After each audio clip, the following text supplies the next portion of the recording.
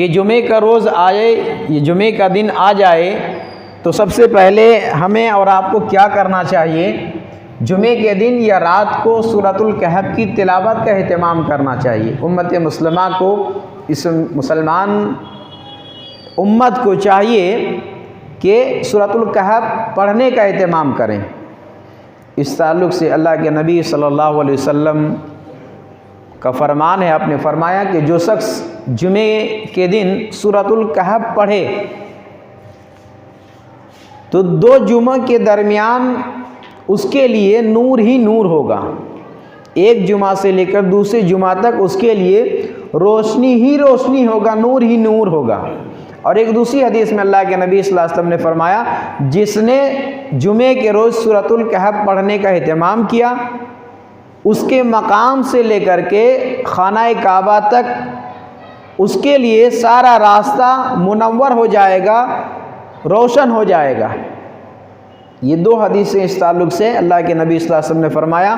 तो लिहाजा हमें और आपको चाहिए कि जब जुमेरात ख़त्म होने के बाद, जैसे ही मगरिब के बाद रात लगती है, यानी जुमे की रात होती है, वहाँ से लेकर के पूरा जुमे का दिन असर के बाद मगरिब से पहले पहले तक किसी भी वक्त किसी भी टाइम सूरतुल कहफ पढ़ने का एहतमाम करें। ये सुन्नत है, अल्लाह के नबी सल्लल्लाहु अलैहि वसल्लम पढ़ते थे, सहाबाए किराम भी इसका एहतमाम करते थे।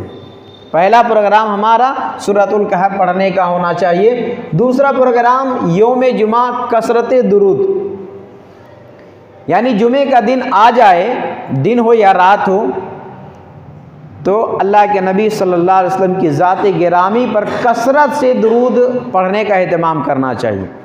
वैसे दुरूद कभी भी पढ़ें, रोज़ाना पढ़ें, रोज़ाना पढ़ना भी सुन्नत है, लेकिन जुमे का दिन एक ख़ास करके इसका एहतमाम करना और फजीलत वाला अमल है। अल्लाह के नबी सल्लल्लाहु अलैहि वसल्लम ने फरमाया, मुस्तदरक अल हाकिम की रिवायत है, आपने फरमाया कि अक्सिरु सलात अलैया यौमल जुमाते व यौमल लैला फमन सल्ला अलैया सल्लल्लाहु अलैहि अशरा। अल्लाह के नबी सल्लल्लाहु अलैहि वसल्लम ने फरमाया कि जुमे के दिन और रात में कसरत से मुझ पर दुरूद पढ़ा करो। अक्सरुस सलात अलैया, मुझ पर कसरत से दुरूद पढ़ा करो। यौमल जुमा व लैला, जुमे की रात और दिन में कभी भी किसी भी टाइम। फमन सल्ला अलैहि, जिसने मुझ पर एक मरतबा दुरूद पढ़ा, सल्लल्लाहु अलैहि अशरा, अल्लाह तबारक व तआला उस पर 10 रहमतें नाजिल फरमाता है। अल्लाह अकबर। एक मरतबा दुरूद पढ़ने कि अल्लाह ताला उसके बदले में 10 रहमतें नाजिल फरमाता है। और हदीस का पहला लफ्ज़ क्या है कि अक्सिरु सलात अलैया, मुझ पर कसरत से दुरूद पढ़ो। यौमल जुमा व लैला, जुमे के दिन और रात दोनों जिक्र है, तो रात हो या दिन हो, किसी भी वक्त कसरत के साथ जुमे के दिन दुरूद पढ़ने का एहतमाम करना चाहिए। यह हमारा दूसरा प्रोग्राम होना चाहिए। वैसे जुमे का दिन हो या आम दिन हो, किसी भी वक्त अल्लाह के नबी सल्लल्लाहु अलैहि वसल्लम की ज़ात गिरामी पर दुरूद पढ़ने का एहतमाम करने से बड़े अजीम फ़ायदे और मर्तबे हैं और कार खैर हैं, यानी बड़ा अजर व सवाब वाला काम है। एक दूसरी हदीस के अंदर प्यारे हबीब सल्लल्लाहु अलैहि वसल्लम ने फरमाया, मन सल्ला अलैहि सलातन, जिसने एक मरतबा दुरूद पढ़ा, मुझ पर एक मरतबा दुरूद पढ़ा, तो अल्लाह तबारक व तआला उसके बदले 10 रहमतें उस पर नाजिल फरमाता है। सल्लल्लाहु अलैहि अशरा सलवात, 10 रहमतें नाजिल फरमाता है। वह हत्ता अन्हु अशरा खतियातिन, 10 गुनाह को माफ़ फरमा देता है। वरफ़ा, और इसी तरह एक मरतबा दुरूद पढ़ने पर अल्लाह तबारक व तआला 10 दर्जात को बुलंद फरमा देता है। इससे बड़ी इस उम्मत को सआदत और खुश नसीबी क्या हो सकती है एक मुसलमान के लिए कि आखिरत में क़यामत के दिन उसे अल्लाह के नबी सल्लल्लाहु अलैहि वसल्लम की शफ़ाअत नसीब होगी अगर वो दुरूद पढ़ने का एहतमाम करता हो। अल्लाह के नबी सल्लल्लाहु अलैहि वसल्लम ने फरमाया कि जो शख्स सुबह को 10 मरतबा दुरूद पढ़ता है मुझ पर और शाम को 10 मरतबा दुरूद पढ़ता है मुझ पर, अदरकातहु शफाअती यौमल क़यामा, अल्लाह के नबी सल्लल्लाहु अलैहि वसल्लम फरमाते हैं, मजमुअ ज़वाइद की रिवायत है, सनद बिल्कुल सही है, फरमाते हैं कि क़यामत के दिन मेरी शफाअत नसीब होगी। अल्लाह अकबर। शाम को और सुबह को जो 10 मरतबा करके दुरूद पढ़ता है, अल्लाह के नबी सल्लल्लाहु अलैहि वसल्लम फरमाते हैं कि क़यामत के दिन मेरी शफाअत नसीब होगी।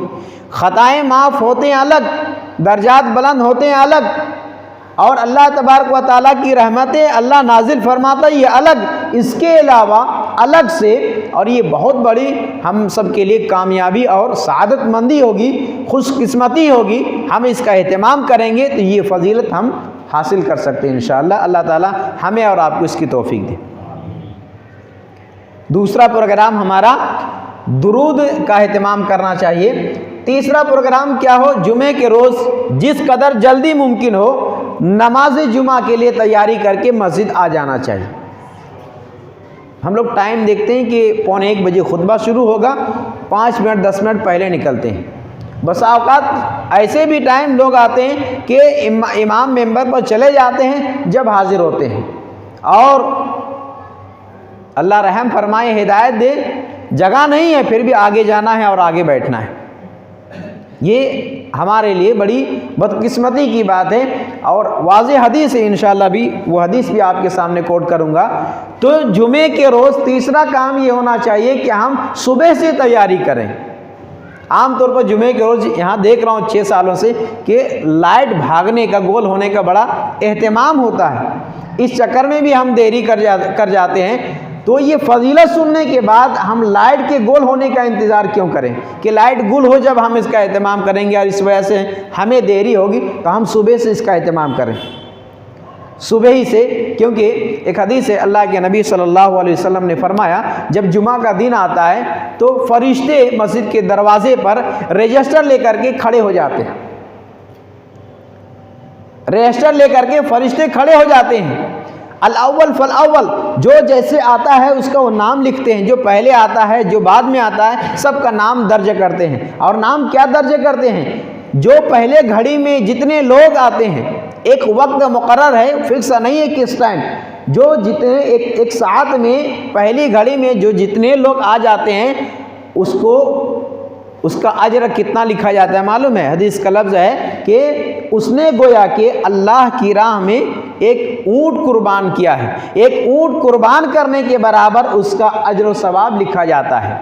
फिर जो दूसरी घड़ी में जितने लोग आते हैं गोया कि उसने गाय अल्लाह की राह में कुर्बान की है। फिर तीसरी घड़ी में जितने लोग आते हैं गोया कि उसने एक मेंढे की कुर्बानी की है।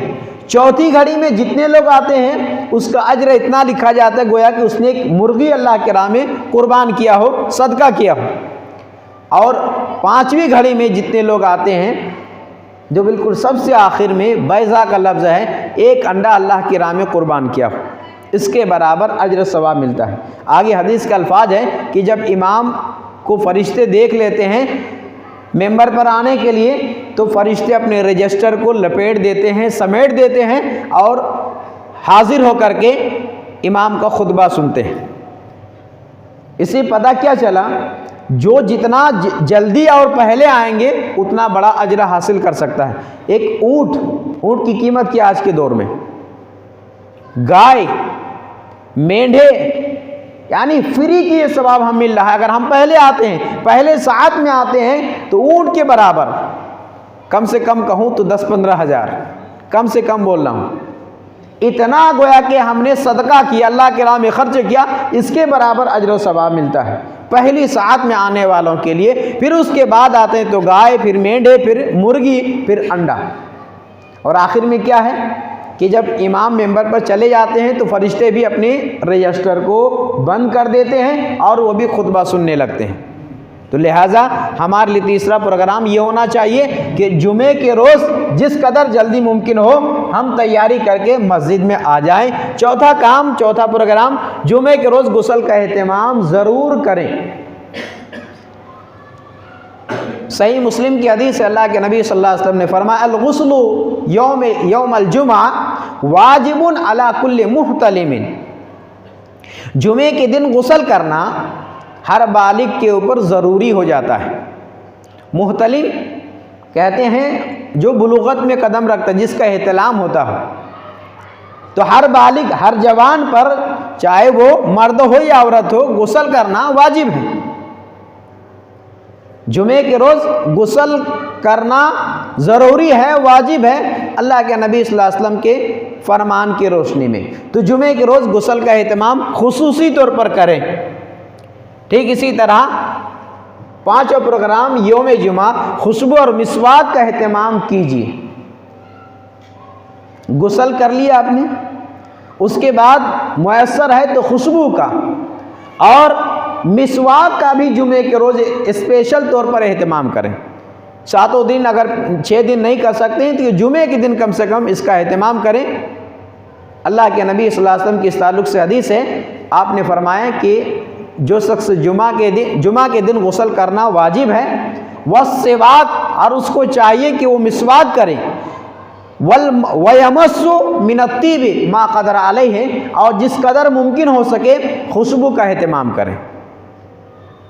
तो जुमे के रोज़ गुस्ल का, जुमे के रोज़ खुशबू का, जुमे के रोज़ मिसवाक का एहतमाम करें। ये चीज़ें सुन्नत है। अल्लाह के नबी सल्लल्लाहु अलैहि वसल्लम ख़ुद इसका एहतमाम करते थे और सहाबाए किराम से भी इसका एहतमाम करवाते थे। 6 नंबर पे हमारा 6वां प्रोग्राम क्या होना चाहिए कि यौम जुमा अच्छे और साफ़ सुथरे लिबास का एहतमाम करें। अच्छे कपड़ा पहनने का हम एहतमाम करें। अल्लाह के नबी सल्लल्लाहु अलैहि वसल्लम की इस ताल्लुक़ से हदीस है कि जिसने जुमा के दिन गुस्ल किया और उम्दा लिबास पहना, गुस्ल किया, उम्दा लिबास पहना और मस्जिद में आया, जिस कदर मुमकिन हो सका, यानी इमाम के मेंबर पर जाने से पहले नमाज अदा की और इस दौरान उसने किसी से गुफ्तगू नहीं की, इमाम के मेंबर पर चले जाने से लेकर नमाज पढ़ने तक खामोशी इख्तियार की, तो अल्लाह के नबी सल्लल्लाहु अलैहि वसल्लम फरमाते हैं उस जुमा से लेकर के साबिका जुमा से लेकर उस जुमा तक के गुनाहों का कफ़ारा बन जाता है। अल्लाह अकबर। 1 हफ्ते के गुनाहों का कफ़ारा हो जाता है। तो इस हदीस में है उम्दा लिबास।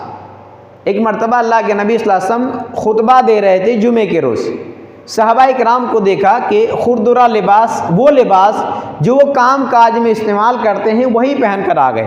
तो अल्लाह के नबी सल्लल्लाहु अलैहि वसल्लम ने फरमाया कि जुमे के रोज़ 2 अलग से कपड़े का एहतमाम क्या करो, अगर तुम्हें मुयस्सर हो तो, अगर तुम्हारे अंदर ताकत है तो अलग से स्पेशल तौर पर कोई अच्छा उम्दा लिबास इसका बनाया करो और उसको पहना करो। तो ये जुमे के रोज़ अलग से स्पेशल अगर हम लिबास बनाते हैं तो ये काबिल ममदू है, ये जायज़ अमल है और अल्लाह के नबी सल्लल्लाहु अलैहि वसल्लम के फरमान की रोशनी में ये सुन्नत है, इसका एहतमाम करना चाहिए। ठीक इसी तरह 7वां काम है कि घर से हम निकलें, इन चीज़ों का एहतमाम हो गया, घर से निकल रहे हैं, ये तो घर से निकलना हर निकलने में शुमार होता है, तो घर से निकलते वक्त मसनून दुआ का एहतमाम करें ताकि हर तरह की परेशानी और मुश्किल से अल्लाह तबारक व तआला की रहमत से बचा जा सके। क्योंकि दुआ का एहतमाम करते हैं तो दुआ के अंदर ही ऐसे अल्फाज हैं, अल्लाह ताला उसके साथ एक फ़रिश्ते को लगा देता है उसकी हिफाजत के लिए, उसके बॉडीगार्ड के लिए। तो घर से जब भी निकले और बिलखुसूस जुमे के लिए भी आए, नमाज के लिए भी, आम नमाज में भी, कभी भी, तो घर से निकलने की दुआ का एहतमाम ज़रूर करें। 8वां काम ये होना चाहिए, यौम जुमा पैदल चलकर जाना बाइसे सवाब है, सवाब का काम है। सवारी पे जा सकते हैं लेकिन पैदल अगर चल करके मस्जिद जाते हैं ये कार खैर है, सवाब का काम है। इसमें अल्लाह के नबी, अबू दाऊद की रिवायत है, अल्लाह के नबी सल्लल्लाहु अलैहि वसल्लम ने फरमाया जिसने जुमे के दिन गुस्ल कराया और गुस्ल किया, जिसने जुमे के दिन नहलाया और ख़ुद नहाया, इसमें मुहद्दिसीन लिखते हैं कि बीवी से सोहबत की, बीवी को नहलाया, ख़ुद नहाया और उसके बाद मस्जिद में चल कर के आया, चलने का लफ्ज़ है। उससे पहले ये भी लफ्ज़ है कि वो सुबह सवेरे आने के लिए तैयारी की, मस्जिद चल कर आया और वला यरकब, सवार ना हुआ, किसी सवारी पर बाइक वगैरह पर बैठा नहीं, बल्कि चल कर के आया। अल्लाह के नबी सल्लल्लाहु अलैहि वसल्लम फरमाते हैं और आने के बाद किसी की गर्दन फलांगा नहीं, जहाँ जगह मिला वहाँ उन्होंने नमाज अदा कर ली जितनी उसकी मुक़द्दर में थी और खामोशी इख्तियार की, तो अल्लाह के नबी सल्लल्लाहु अलैहि वसल्लम फरमाते हैं कि उसके हर कदम के बदले साल भर रोज़ा रखने और साल भर क़याम करने के बराबर अजर सवाब मिलता है। अल्लाह अकबर। एक साल के बराबर गोया कि उसने रोज़ा रखा, इतना सवाब। एक साल गोया कि उसने तहज्जुद का एहतमाम किया, इतना सवाब मिलता है। तो जुमे के दिन इसका पैदल चलकर आते हैं तो एक एक कदम पर इतना अजर मिलता है अल्लाह के नबी सल्लल्लाहु अलैहि वसल्लम की इस हदीस की रोशनी में। ठीक इसी तरह हमारा 9वां प्रोग्राम ये होना चाहिए कि मस्जिद में दाखिल हो तो दुआ का एहतमाम करें। ये तो हर वक्त जब भी मस्जिद में दाखिल हो दुआ का एहतमाम करना चाहिए और जुमे के दिन भी स्पेशल इसका एहतमाम होना चाहिए। 10वां काम है कि हर हाल में 2 रकात नमाज पढ़कर बैठना चाहिए। ये एक तो आम हदीस है सही बुखारी के अंदर, अल्लाह के नबी सल्लल्लाहु अलैहि वसल्लम ने फरमाया इज़ा जा अहदकुमुल मस्जिदा फलियरका रकातैन क़ब्ल अन यजलिस, कि जब तुम में से कोई मस्जिद में आए तो उसको चाहिए कि 2 रकात नमाज पढ़े बैठने से पहले। ये 2 रकात जो तहियातुल मस्जिद है इसको अच्छी तरह हम सबको समझना चाहिए।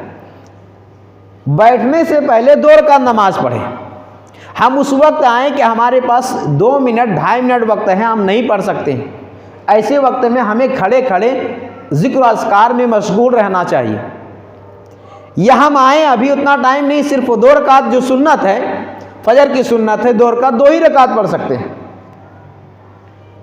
या जोहर में आए 4 रकात है, 4 ही रकात का टाइम है हमारे पास, तो हम या नहीं है टाइम, जमात खड़ी हो चुकी है, तो जो हम नमाज पढ़ेंगे या जो नमाज हमें मिल रही है, फ़र्ज़ नमाज हो या सुन्नत हो, तो तहियातुल मस्जिद का जो हुक्म है वो आपने मुकम्मल कर दिया है। क्योंकि आप डायरेक्ट आकर के नमाज पढ़ रहे हैं और हदीस में यही है आने वाले को चाहिए बैठने से पहले नमाज पढ़ें। तो जो सुन्नत आप पढ़ रहे हैं वो तहियातुल मस्जिद का हुक्म में आ गया है। जो आपने फ़र्ज़ डायरेक्ट नमाज अदा की वो आपको अलग से अब तहियातुल मस्जिद अदा करने की ज़रूरत नहीं है। यहाँ यह है कि बैठने से पहले 2 रकात नमाज पढ़ने। अब है कि जुमे के रोज़ का मसला है, इमाम खुतबा दे रहा हो, हर हाल में क्या मतलब अगरचे इमाम खुतबा दे रहा हो और उस वक्त कोई आया है तो उसको भी चाहिए कि 2 रकात नमाज पढ़े फिर बैठे।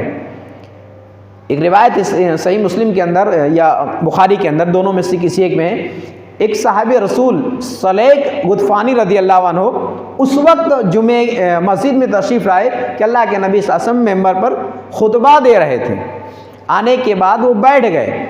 अल्लाह के रसूल सल्लल्लाहु अलैहि वसल्लम ने फरमाया कि या सलेक तुम खड़े हो जाओ, ऐ सलेक खड़े हो जाओ और 2 रकात नमाज पढ़ो। और उसमें हुक्म यह है कि दोनों को ज़रा मुख्तसर पढ़ना, लंबी किरात नहीं करना, 2 रकात नमाज पढ़ो। किस हालत में अल्लाह के नबी सल्लल्लाहु अलैहि वसल्लम साहिब रसूल से कह रहे हैं, आप खुतबा दे रहे थे, आपने खुतबा रोक करके उनसे कहा जो बैठ चुका था, साहिब रसूल कहा कि खड़े हो जा 2 रकात नमाज पढ़ो और दोनों को हल्की पढ़ना। उसके बाद आप फरमाते हैं कि जब तुम में से कोई मस्जिद में आए और इमाम खुतबा दे रहा हो तो उसको चाहिए कि 2 रकात नमाज पढ़े और दोनों को मुख्तसर करे, हल्की पढ़े। तो अल्लाह के नबी सल्लल्लाहु अलैहि वसल्लम का ये हुक्म है, दौरान खुतबा भी कोई आए तो 2 रकात नमाज का एहतमाम करना चाहिए। ठीक इसी तरह 11वां प्रोग्राम हमारा ये हो, दौरान जुमा पूरी तवज्जो और दिलजमी के साथ इमाम की तरफ रुख करके खुतबा बगौर सुने और किसी भी काम में, किसी भी बात में, कपड़े में, मोबाइल में या किसी और चीज़ में अपने वक्त को ज़ाया ना करें। सही मुस्लिम की एक रिवायत, लंबी रिवायत, उसमें आखिर में है कि अगर किसी ने कंकरी से भी खेला, अपनी जहन को भटकाया कंकरी से भी, तो उसके जुमे का जो अजर सवाब है वो ज़ाया हो गया, उसने लग़्व कर दी।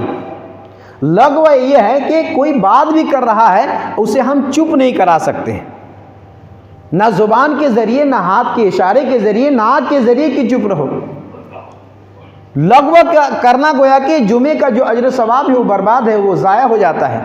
तो लिहाजा कंकरी से कपड़े से, बालों से, मोबाइल से, किसी और ज़रिए से अपने जुमे के अज्र को बर्बाद ना करें, बल्कि इमाम जब मिंबर पर चले जाएं, इमाम खुतबा दे रहे हो तो हमें और आपको चाहिए, सामे को चाहिए कि इमाम की तरफ रुक करके पूरी तवज्जो और दिलजमी के साथ खुतबा सुने, ताकि जुमे का जो अज्र सवाब है वो पूरा पूरा उन्हें हासिल हो सके। ठीक इसी तरह एक दो मसले और हैं जुमे के ताल्लुक से, जैसा कि जुमे की नमाज अदा कर ली, तो जुमे की नमाज अदा करने के बाद अब कितनी रकात नमाज पढ़ना चाहिए। तो ये 12वां प्रोग्राम हमारा ये होगा कि जुमे की नमाज के बाद चाहिए कि 4 रकात नमाज अदा करें। और एक हदीस में है कि अगर किसी को जल्दी है, 4 का इत्माम नहीं कर सकता, तो उसको चाहिए कि 2 रकात घर में मस्जिद में पढ़ें, 2 रकात घर में पढ़ें। इस तरह के अल्फाज भी हदीस के अंदर हैं। तो जुमे के बाद 4 रकात सुन्नत का एहतमाम करना चाहिए। अल्लाह के नबी सल्लल्लाहु अलैहि वसल्लम से ये साबित है। 4 रकात आप 2 सलाम से भी पढ़ सकते हैं, 1 सलाम से भी पढ़ सकते हैं, क्योंकि एक हदीस में 4 का लफ्ज़ है, उसमें बिल्कुल वाज़ेह तौर पर नहीं है कि अलग अलग पढ़ें, और एक में 2-2 डिवाइड कर दिया है, जिससे पता चलता है कि 1 सलाम से 4 भी और 2 सलाम से 4 भी पढ़ सकते हैं। ठीक इसी तरह जुमे के दिन गुज़िश्ता दर्स में मैंने बयान किया था, खुसूसी दुआओं का एहतमाम करें, खुसूसी तौर पर दुआओं का एहतमाम करें, इसलिए कि जुमे के दिन एक साथ ऐसी है, एक घड़ी ऐसी है जिसमें अल्लाह ताला दुआ कबूल करता है। तो लिहाजा हमें और आपको चाहिए कि जुमे के रोज़ दुआओं का भी कसरत के साथ एहतमाम करें। इन्हीं चंद बातों के साथ मैं अपनी बात को ख़त्म करता हूँ। आखिर में रब्बुल आलमीन से दुआ करता हूँ कि बारे अल्लाह हम सबको कहने सुनने से ज़्यादा अमल करने की तौफीक दे। इस ताल्लुक़ से कोई सवाल या कोई बात समझ में ना आई तो सवाल कर सकते हैं।